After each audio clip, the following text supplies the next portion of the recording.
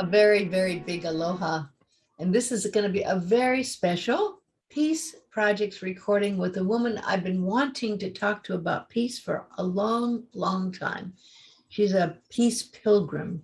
And she really, Gillian Soleil has been working on her own peace projects, and I really am excited to talk to her. She has quite an interesting story that, like many people, was inspired with the events of 9/11 and her, at that time, inspiration to really do something to help bring peace to the world.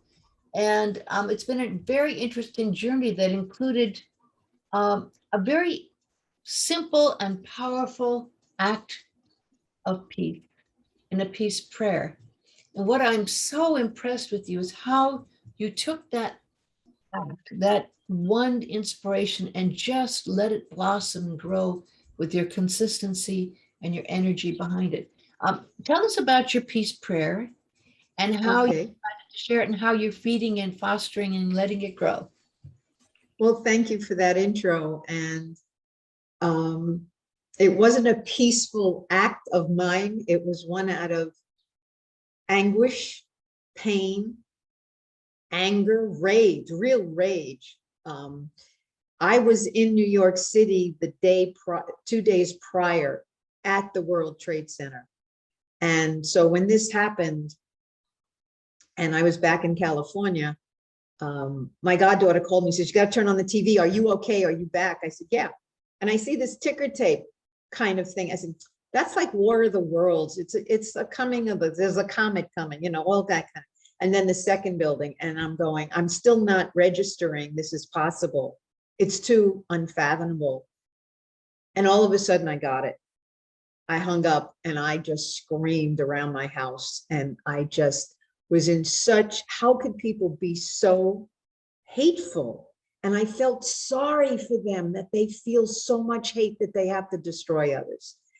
And out of that, the best thing for me to do is always write. I write something when I'm upset, you know, it's like, I got to get it out. And there was no one to talk to because I couldn't reach anybody to find out. And once I couldn't reach New York at all, my family, my friends, I read, this is real. And I sat down and wrote this peace prayer. It just literally poured out. I sent it to my friends and families because I didn't know what else to do. And in an email, and this was 2001, so it was a little different kind of communication. And the next morning I had emails thanking me for this prayer from around the world. People, I don't know who sent what to who, but all of a sudden I'm getting, they said, "Thank you, we support you in this peace prayer. Maybe it'll help," you know, stuff like that. And that started it. In every single month on the 11th, I send out the peace prayer, and the top of the newsletter has some kind of information about peace that's happening around the world, whether it's somebody's website or a project or an idea. And that has continued religiously every single month on the 11th.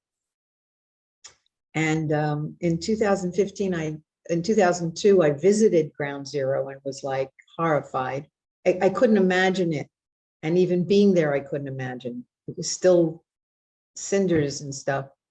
And then I went back in 2015 to the Ground Zero Memorial, which is probably the most dignified and respectful monument, living monument, that has ever been built.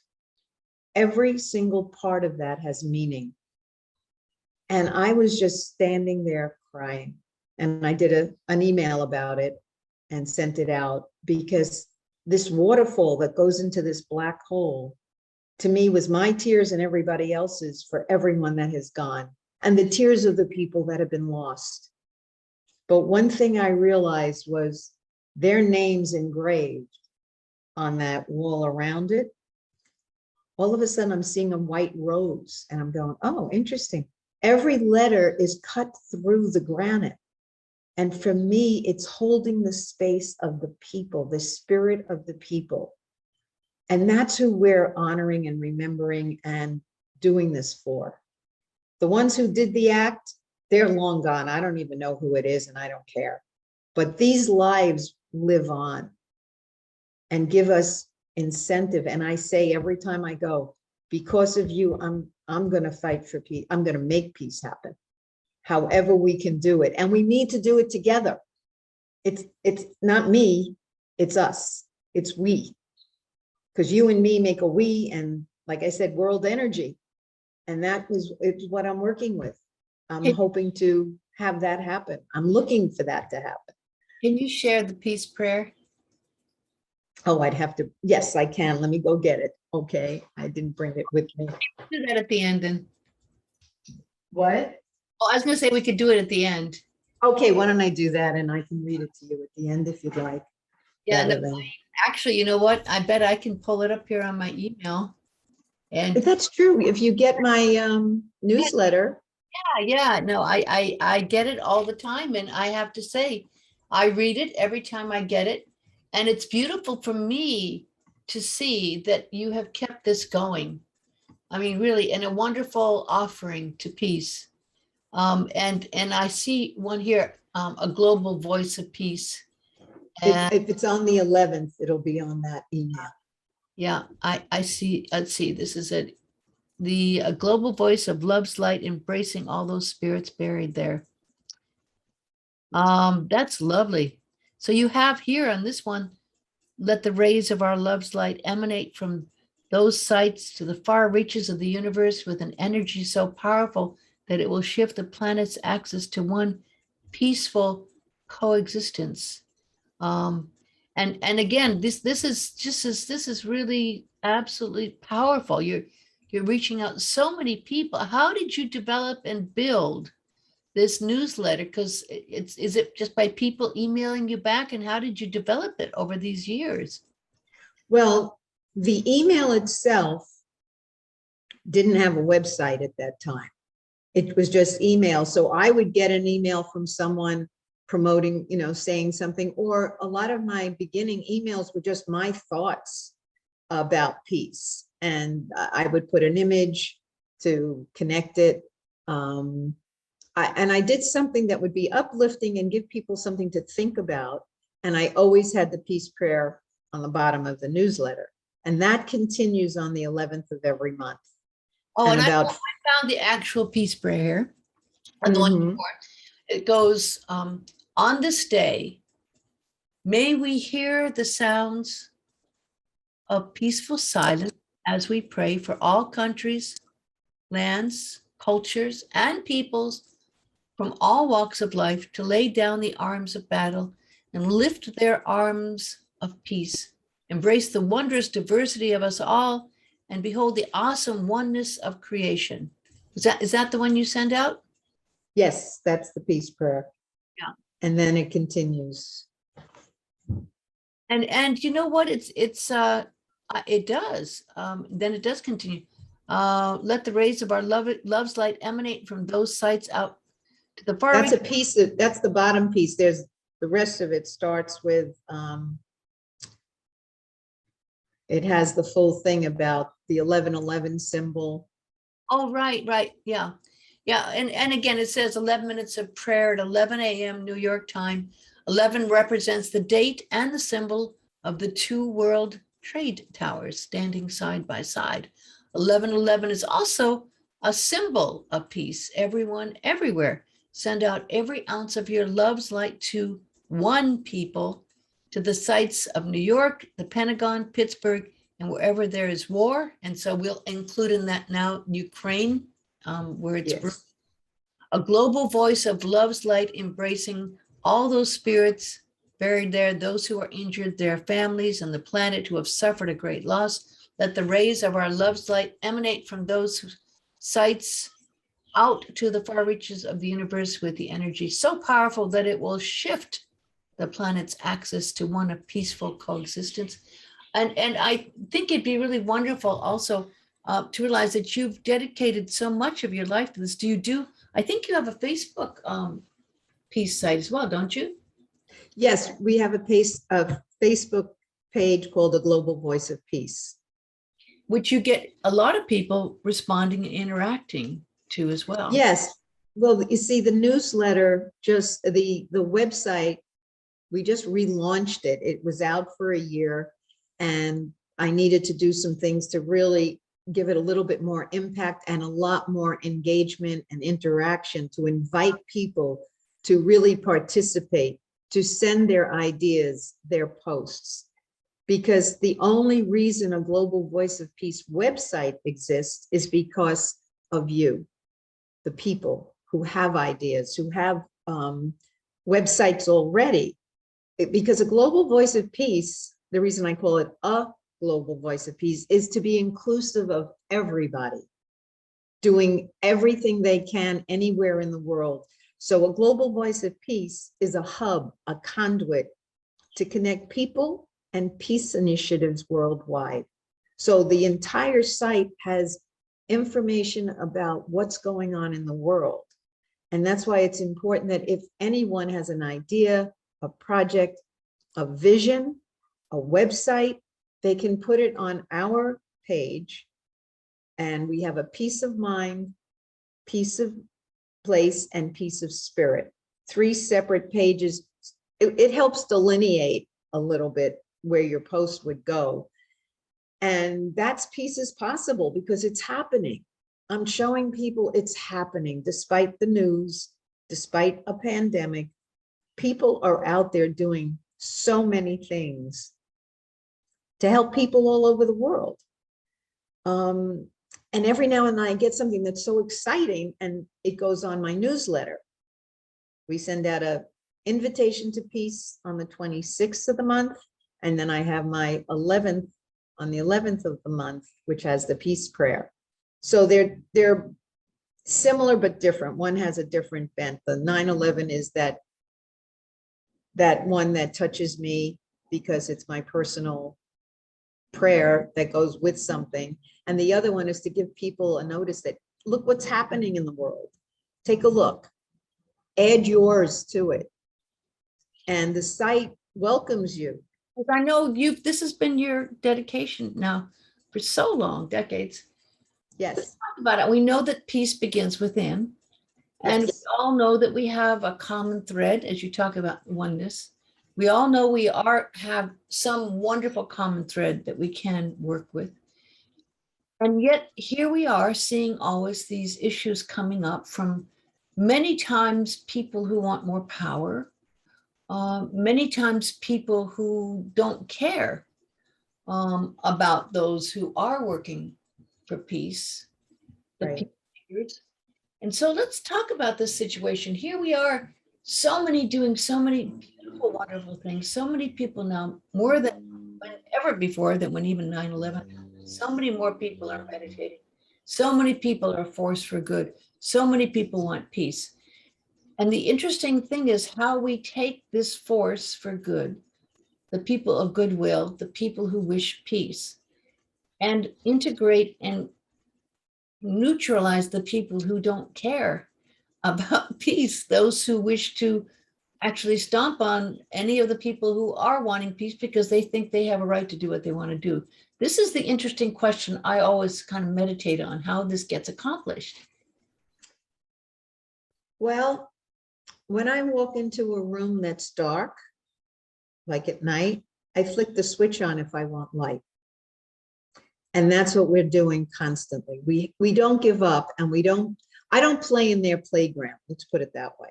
I'm looking to create a parallel reality where peace can exist within the framework of what you would consider real life. And then if we could start with the individual, because that's how this all happens. I've worked a lot as a counseling professional with people who are in domestic violence situations. And how do you get them to undo that? And that's very difficult. Some of it is the way they were brought up. So we just have to constantly look at, okay, how can I shed the light for these people? How can I make that inroad to them? I can't fight it. I can't ignore it. And it's never going to go away. It's part of the yin yang, the dark, the light, but it's all one light. Like I was looking at the moon this morning, the sun. I couldn't see, but its light was shining on the moon. We couldn't see the moon if the light wasn't coming from the sun. So the sun always exists. So if we always keep the light on for ourselves, no matter who we come in contact with, somewhere along the line, it's going to get in there. But we keep doing what we can do, one person at a time, because one person makes a difference. We've seen that throughout history. Gandhi, Martin Luther King, John Lennon, all the people that tried to make peace or tried to make changes for the benefit. What bothers me is they get snuffed out and the people that are hurting us are still around. You know, Hitler never got taken out. How do we find that common ground? I mean, the thing is, it's interesting, and I totally agree with what you just said. I know that that is the truth, you know, that we keep shining our light and that energy is felt. But at the same time, here we are, and we need to also communicate with the division. We are seeing some interesting divisions in the last couple of years, partly because of COVID, partly political, but there has been also this seam that's been pulled and stretched because of people's individual beliefs and what they really truly believe, and they'll fight really hard, maybe to their death, for their beliefs. And the other side really also believes their beliefs. So here we have the situation where we even have our evolved people, the light shiners, the peacemakers, even disagreeing about what's going on with the way we deal with COVID, etc. So I'm looking at that also and going, well, okay, where do we find that safe common ground? And maybe you can take your experiences that you've had as a counselor for people in domestic violence and say how you have found a common ground that is the safe spot where these people who are in a dangerous situation can talk. How do you create that safe space and common ground? Well, first I worked in the shelters where they were living with their children. And it was a dangerous area because they didn't know how to respond to sisters, you know, all these women together with their kids. We had to remove all the knives and danger and sharp items. But I had a group of about 20. And the first thing I did was acknowledge who they were, just as is. This sucks, is what I said to them. And it doesn't matter how you got into it or what. But the first thing I did before I got the groups together was retrain the intake people, because they were just slamming them with, you got to get a job, you got to be out in 6 weeks. And I'm going, they're already victimized. You need to welcome them in and say you have a safe place. And you don't say anything else. You let them get in there. And by doing the groups, and I let them tell their story, and they all heard each other's story. And we know that telling story, our own, invites others to say, oh, wow, I'm not alone in this. Because none of them talked while they were upstairs in their rooms. They didn't know how. They were sort of sequestered by their perpetrators, so they didn't have friends. So they didn't have other women to talk to. But as you know, women are great storytellers to each other, because that's when we find out we're not alone. And as soon as we realize we're not alone, the situation might have had different details, but bottom line, they were all beaten or affected. And the interesting factor is they got beaten, but once the perpetrator touched the kids, they were out of there. They had to protect their kids. And I said, look at that. You know how to love. Now we're going to take it to yourselves. And what I did was I had parties where I bought boas and makeup and you know, sparkles and food and music. And once a month we got dressed up. And, you know, I would go to my costume. I had a guy that owned the costume shop. I said, give me the gaudiest, you know, wildest stuff. And I would bring it in and we'd all get dressed. And someone says, oh, I know how to do hair. Good, you do the hair. Somebody said, I know how to do makeup. So what I did is I brought them back to feeling like women, like themselves. And one woman came to me, and then I had a judge come in. I said to the women, is it okay if this judge comes in? They go, bring him on in. You know? He sat there crying. And he says, I promise each and every one of you, I will get this done. And it ended up where domestic violence in the state of Florida became a crime against the state Wow. rather than domestic, because domestic is hands off in our law books, hands off.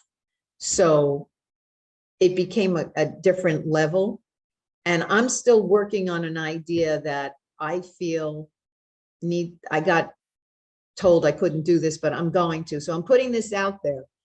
I feel there should be shelters for the perpetrators.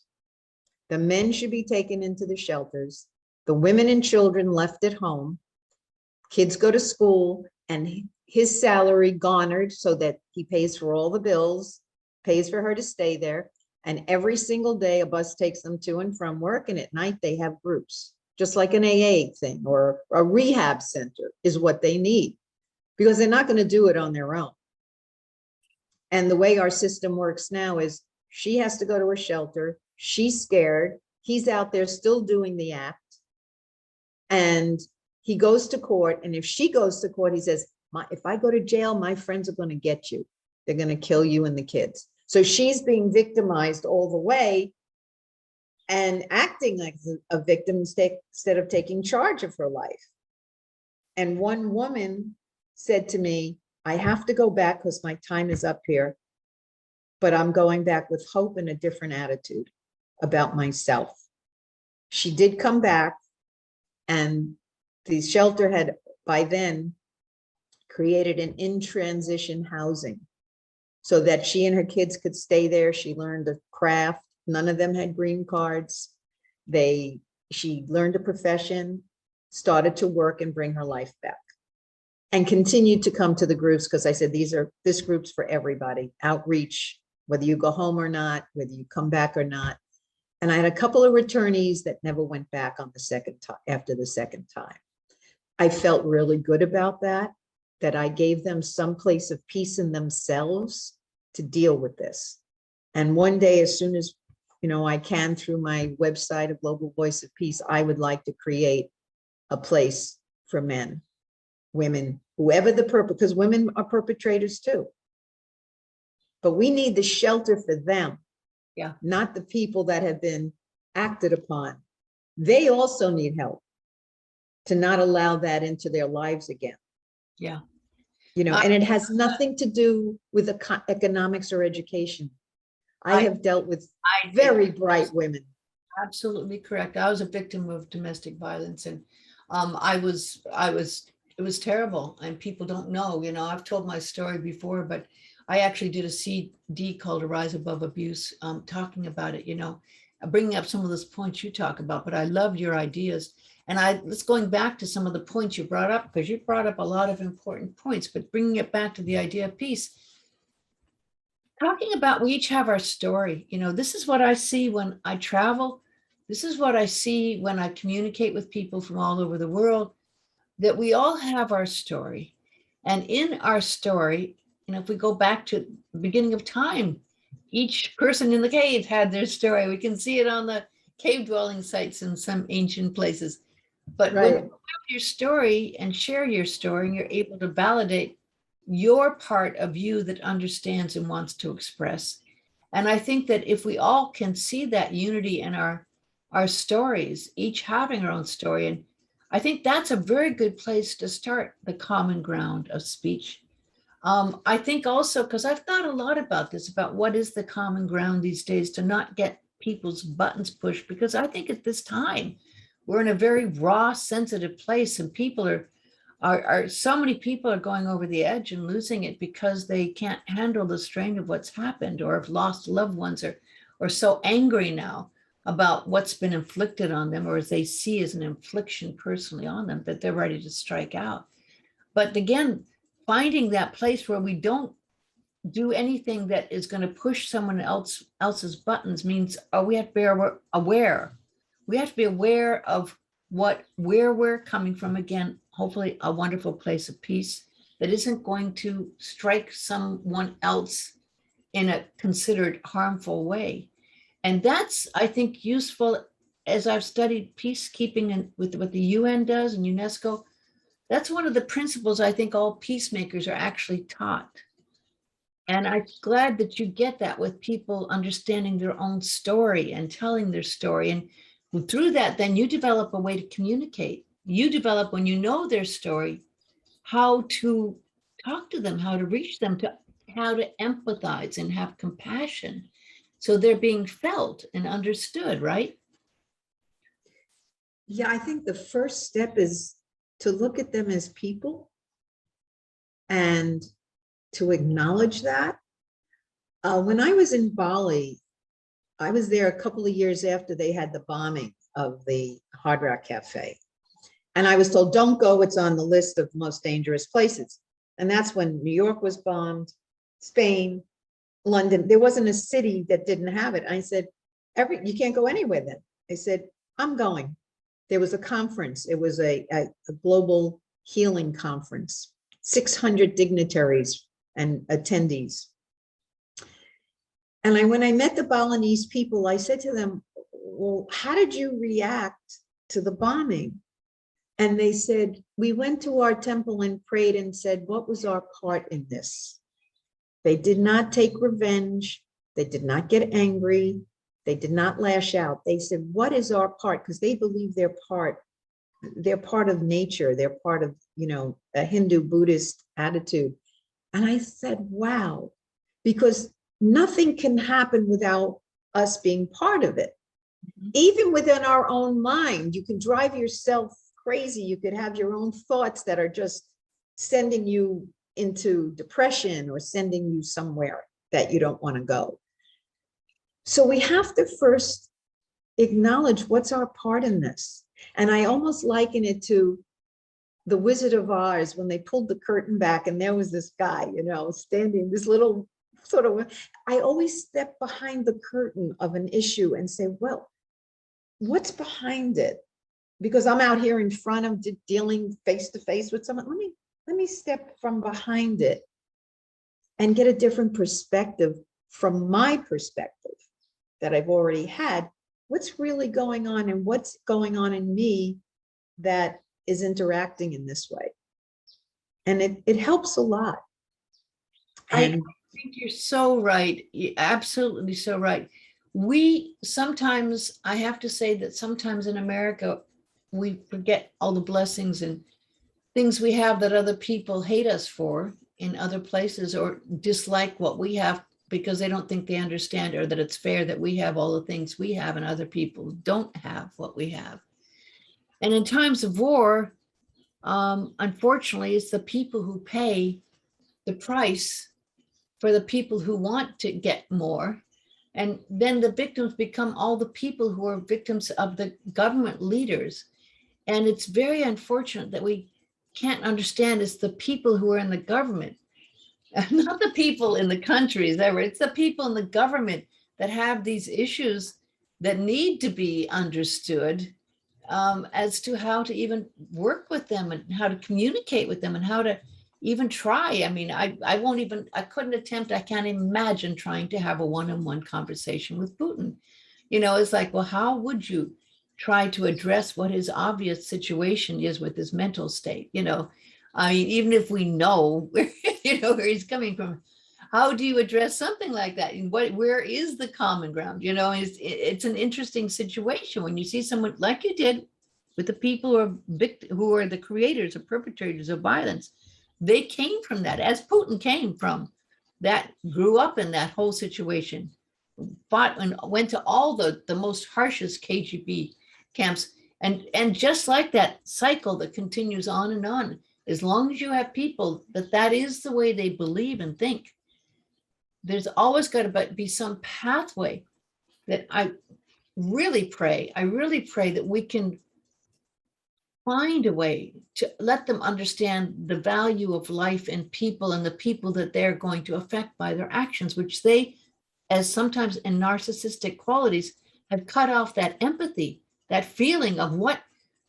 And when you see this as one of the, as you know, as a counselor, narcissism is very hard. Yes. Very hard to combat because the people don't really feel that compassion. Then you have to figure, well, what does work for them, right? Well, you see them as compassionate. You see them as their compassion in a different way. Many times when I'm working as well as a professional organizer, my counseling has to come in because I have to find out who that person is to know how they want to live in their home. And many times I get these gruff people there, no, don't move that. And I said, okay, what would you like to see? I get into their vision, like, what is it that you're feeling about when you walk in your house? Where do you want to sit that's comfortable for you? What's your favorite chair? I take them to a place inside themselves that they like or don't like. And I say, okay, well, if you don't like that, then we're not going to do that. What would you like? And they go, I don't know. I said, well, why don't we just start moving some stuff around? And there's this gruffness. I've had some clients that are just gruff and you're not going to tell me what to throw. I said, I don't throw anything away. You want to keep it, it's your stuff, you know. So I go to find a place to meet the person. And then it's like a Tai Chi. I slowly move them into a new space. And sometimes I was working with this one guy who just was, get rid of everything. And his wife said, no, I want this. And I found the common ground for him. And because that's where we needed to go. And after about 4 sessions, he says, listen, I'm heading back to, you know, another where I live. You want to come out and help us out there? You know, so I just Tai Chi with the person. Mm-hmm. I don't butt up against them or try to argue with them. And I would love to meet Putin. I would love to sit down and find out who this man is, you know, and really, I would love it because, you know, there's a program called Compassionate Listening. I'm sure you're familiar with it, that has gone into places like Israel and, you know, Palestinian, and they're both, I mean, the same.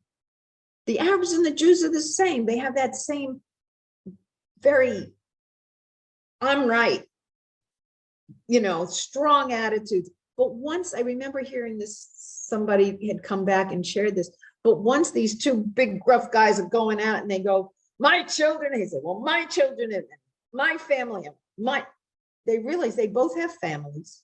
They both have scars. So what did they gain? What's this really all about? And once they sort of got all that out and they realized the similarities, it started to be able to be a conversation. Okay, now how do we work together so it doesn't happen? So your children, my children don't get hurt. Our families aren't displaced. So there's so many wonderful programs out there. This compassionate listening is a really important one, and nonviolent communication. It's getting to the people in a way that doesn't put them down for their bad behavior or that they're wrong. They're right. That's how they think. We need to be more accepting. And just now, okay, this is how you think. And if we didn't start to play, you know, like throwing the bullying at them or they bullying us, what if we understood where they were coming from? Maybe they'd listen to where we're coming from. But we right away go for the guns and the artillery and the tanks and the borders, and we're going to shoot you. We're going to kill you. We're going to invade you. You know, Ukraine could turn into another Afghanistan if we keep up this war energy. And unfortunately, I don't know if you remember back in the 50s, Eisenhower said, beware the industrial military complex. Now, this is a 5-star general.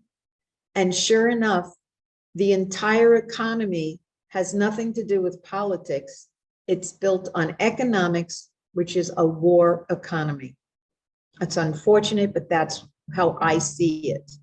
And I know there's another way to make a peace economy. And there's many companies right now and big companies that are running that kind of peace economy with their products and how they treat their employees. Dr. Bronner's is one, and Gravity is another.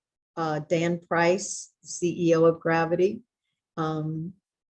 he cut his salary, cut millions off his salary and paid a minimum wage of $70,000 to every employee when the market was down and people were losing jobs.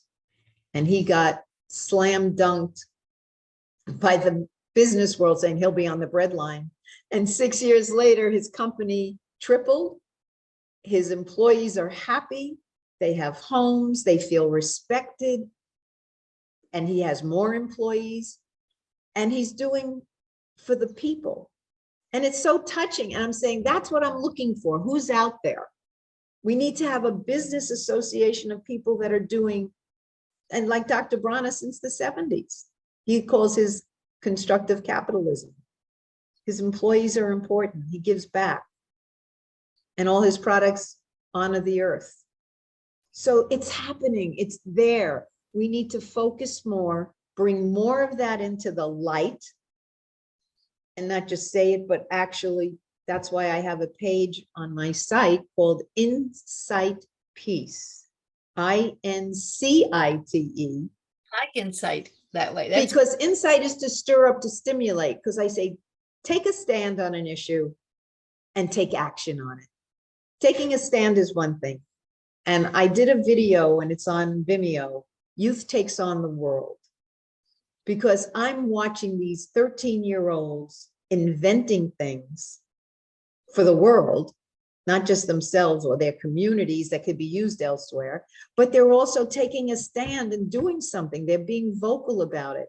And these kids, they don't even drive or can vote, but they're telling the adults, hey, we want to survive this next generation. We need your help. And we have to be the volunteers to help them. So there's a lot of ways we can do this. I think what you're doing is really to be applauded. And I'm really glad we finally, after all these years, have had a conversation.